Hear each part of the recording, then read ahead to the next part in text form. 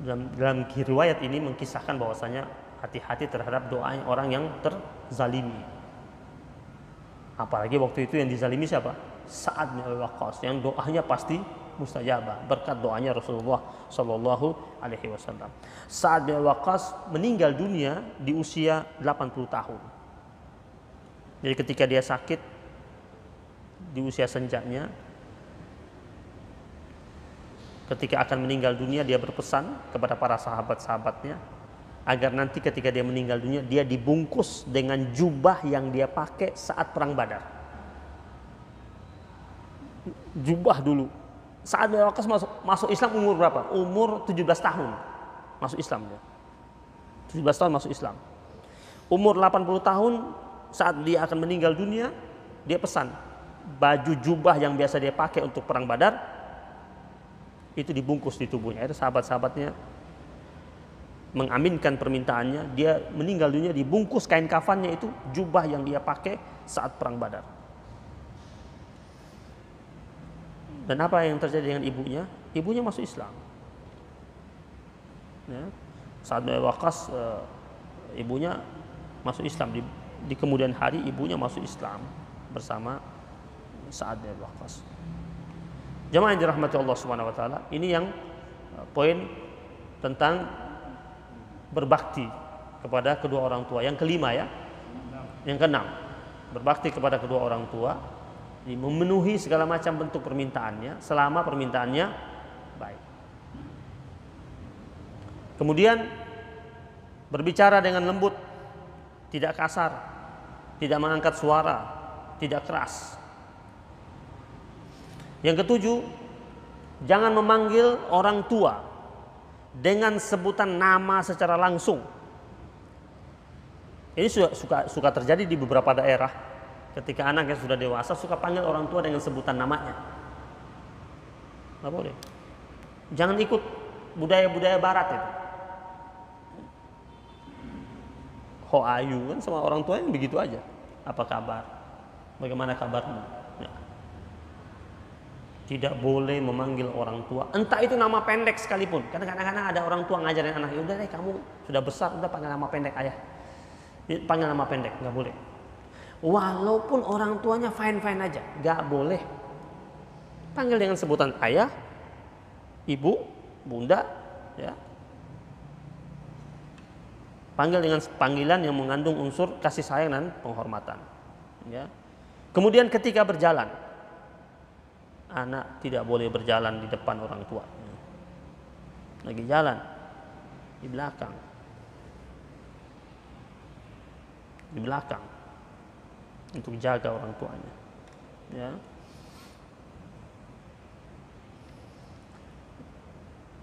Kemudian berikutnya melakukan sesuatu yang diridhoi dan menghindari sesuatu yang dimurkai mereka. Jadi apa saja yang kita buat minta ridhonya.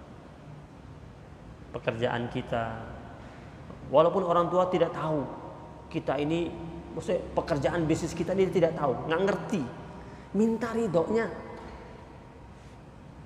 Ini kan kadang-kadang kita anggap ini kan orang tua kita kan orang jadul, ngapain juga diajak musyawarah, keterlaluan itu.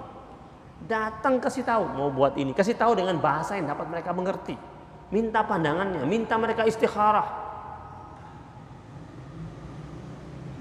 Minta mereka untuk dialog dengan Allah tentang apa yang bakal kita lakukan. Minta mereka doain buat kita. Karena pekerjaan yang baik sekalipun bagi kita, jika dia tidak ridho, contoh pernikahan itu baik tidak? Baik, sunnah Nabi. Tapi ketika kita memilih pasangan tanpa ridhonya, berkah nggak pernikahan? Enggak. Walaupun pasangan yang kita pilih ini baik, bagus, tapi ridhonya kita tidak dapat, ada aja masalah di pernikahan. Ributlah, cekcoklah. Kalaupun ada orang bilang, saya mah fine-fine saja, lihat aja dulu, ini fine-nya sampai kapan? Ada yang langgeng, kelihatan langgeng, tapi nggak lama. Ada yang langgeng, ada yang lama langgengnya, ada yang nggak lama langgengnya. Ada yang Setelah udah lama, sampai sudah umur sekian, ribut, pisah. Ada yang anaknya sudah besar-besar, ada bahkan anaknya sudah menikah juga.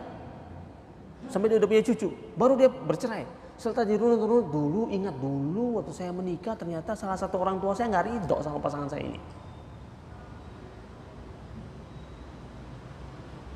Padahal pernikahan baik kan? Mulia bahkan. Sunnah Nabi, sunnahnya para anbiya. Tapi tetap kita harus datang sama orang tua kita minta ridhonya. Perbuatan baik sekali, apalagi kalau perbuatan buruk. Perbuatan baik sih kita minta ridho pada kedua orang tua kita. Yang berikutnya, ke-10, senantiasa memohon ampunan. Rabbighfirli wa liwalidayya warhamhuma kama rabbayani shaghira. Terus. Lalu Al-Imam Abu Lais mengangkat juga tentang nasihat mulia Luqmanul Hakim kepada sang putra. Ya. Dalam surat Luqman ayat ke-16, ya bunayya innaha in takum misqala habatin min khardalin fatakun fi sakhratin aw fis samawati aw fil ardi ya'ti biha Allah innallaha latifun khabir.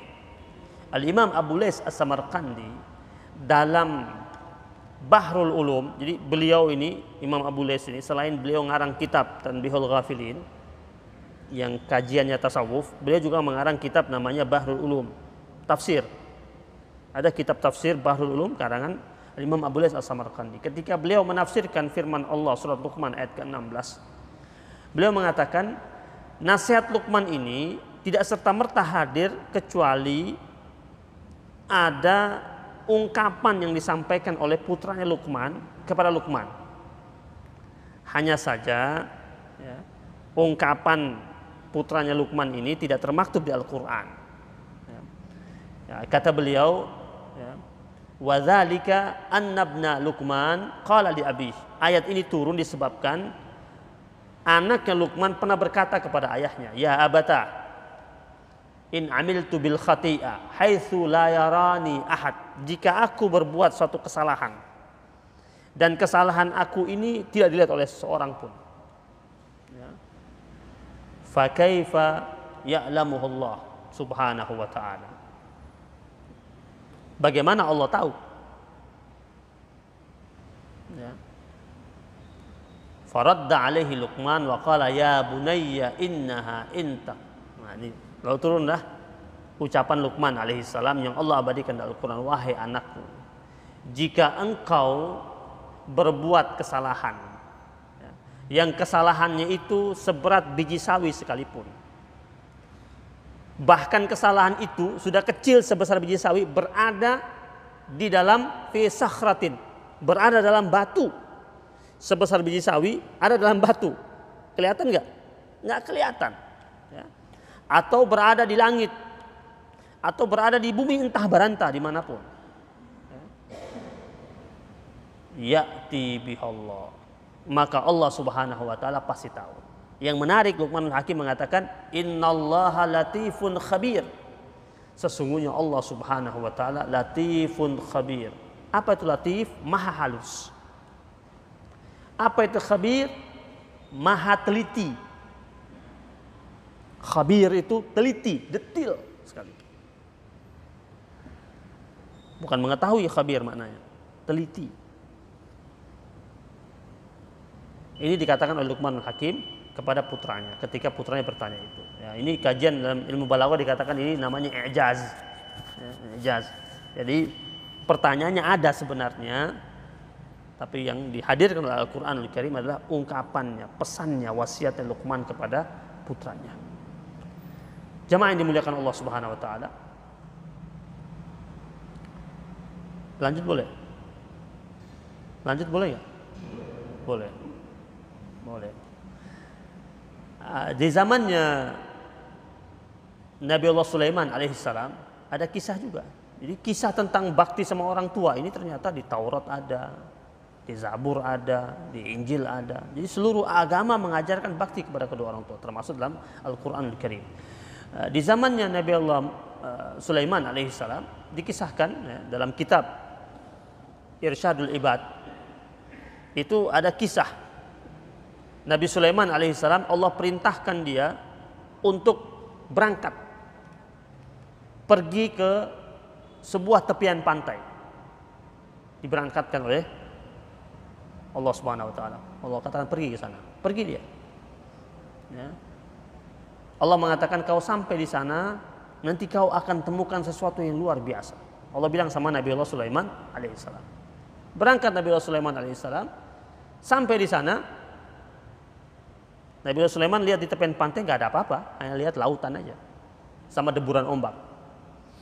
Kemudian Nabi Allah Sulaiman alaihissalam memintakan Ifrit. Dia bilang sama Ifrit, coba kau selam ke dasar lautan. Mungkin ada sesuatu yang luar biasa yang bisa kau ambil. Masuklah Ifrit ke dasar lautan. Berapa lama kemudian muncul lagi Ifrit. Dia bilang apa? Wahai Nabi Allah Sulaiman, wahai Nabi Allah, saya tidak menemukan apa-apa. Nabi Allah Sulaiman alaihissalam mengatakan, Ifrit, kau masuk lagi, kau selam lagi, lebih dalam lagi, cari informasi. Dan datanglah kepadaku, beri kabar kepadaku kalau kau temukan apa-apa di situ. Masuk lagi dia.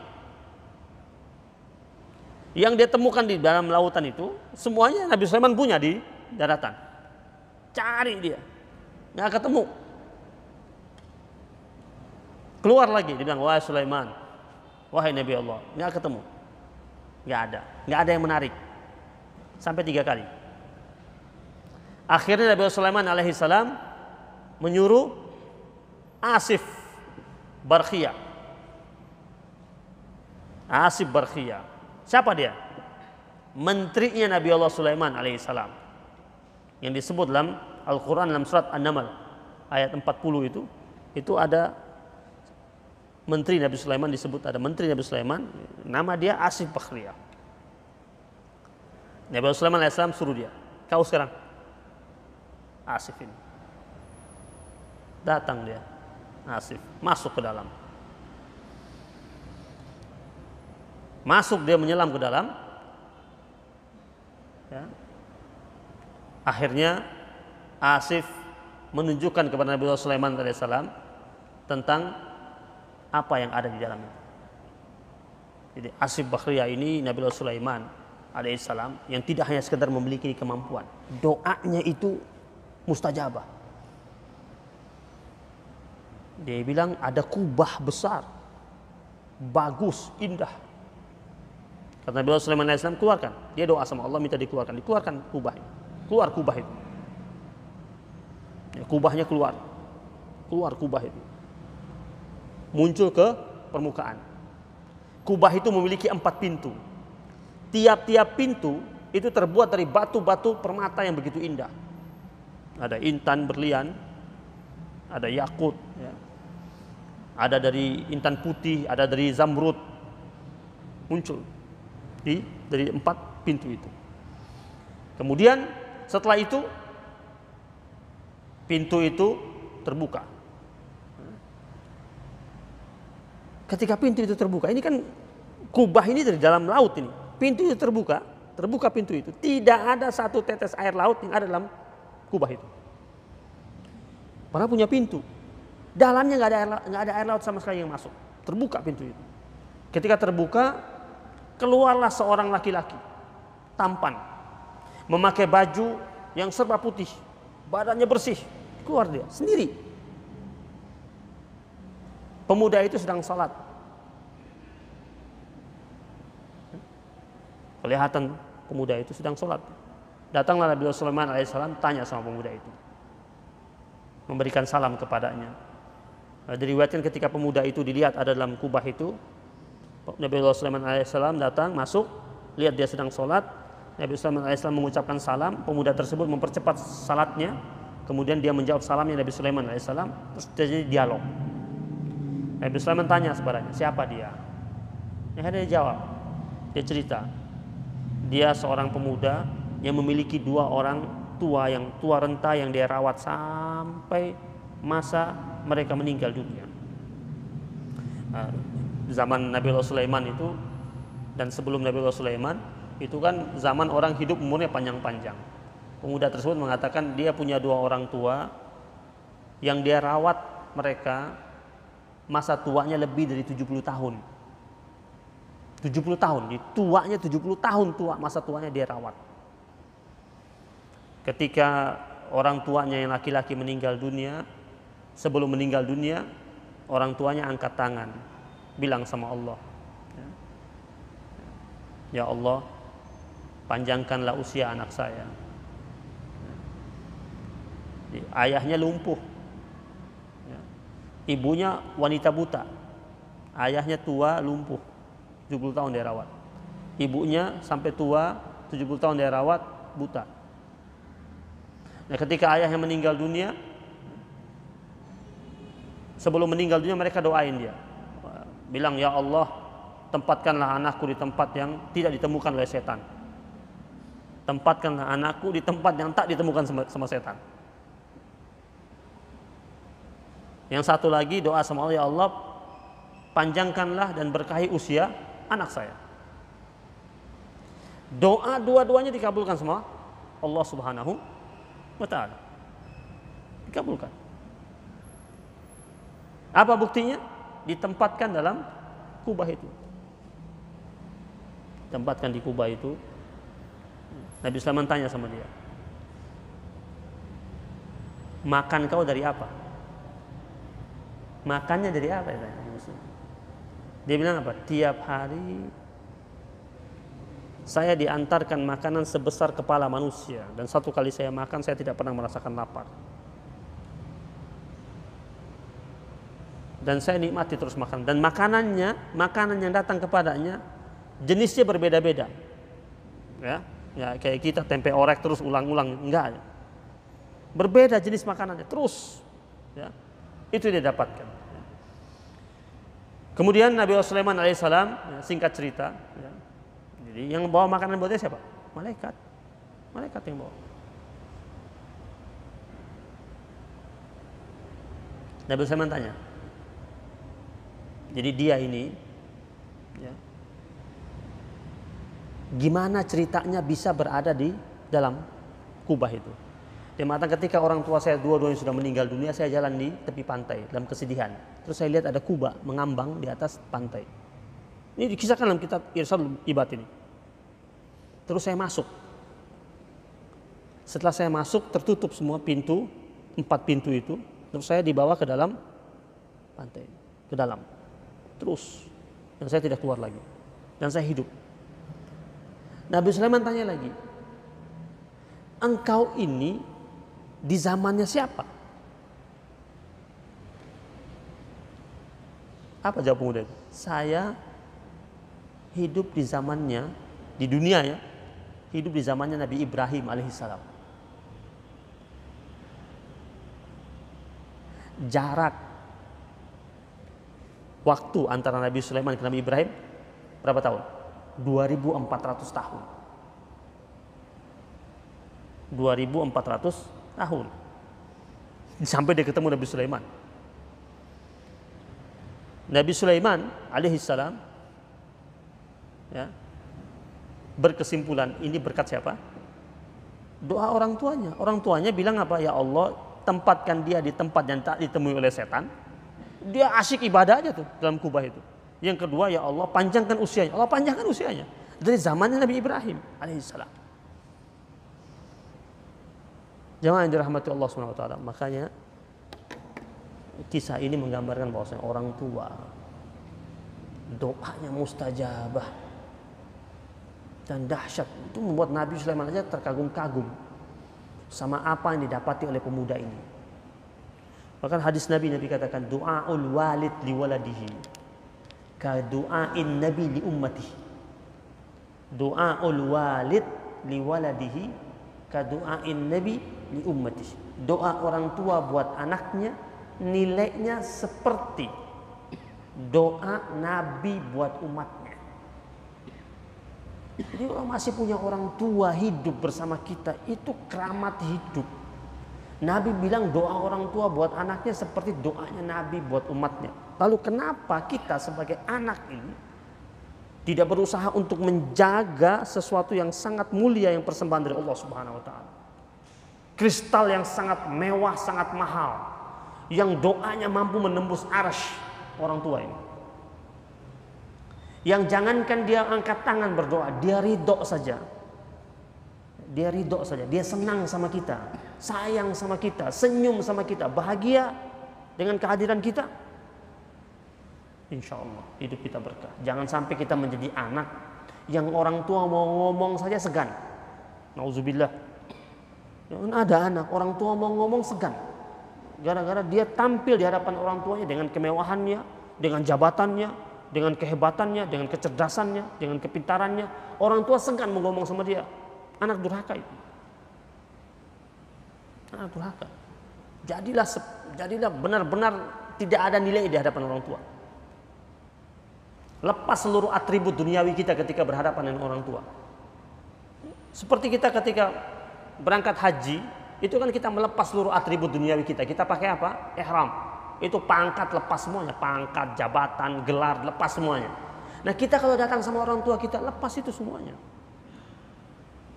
Karena ridho Allah ada sama pada ridho orang tua, murka Allah ada sama murka orang tua. Allahu a'lam. Rabbana taqabbal minna innaka antas samiul alim wa tub alaina ya maulana innaka antat tawwabur rahim. Wa sallallahu ala nabiyyina Muhammadin nabiyil ummi wa ala alihi wa sahbihi wa baraka wa sallam. Alhamdulillahirabbil alamin. Mari sama-sama. Ya Allah biha, ya Allah biha, ya Allah bi husnil khatimah. Ya Allah biha, ya Allah biha, ya Allah bi husnil khatimah. Ya Allah biha, ya Allah biha, ya Allah bi husnil khatimah. Ya Allah biha, ya Allah biha, ya Allah bi husnil khatimah. Walafu minkum subhanakallah bihamdika asyhadu an la ilaha illa anta astaghfiruka wa atubu ilaik. Wabillahi taufiq wal hidayah. Assalamualaikum warahmatullahi wabarakatuh.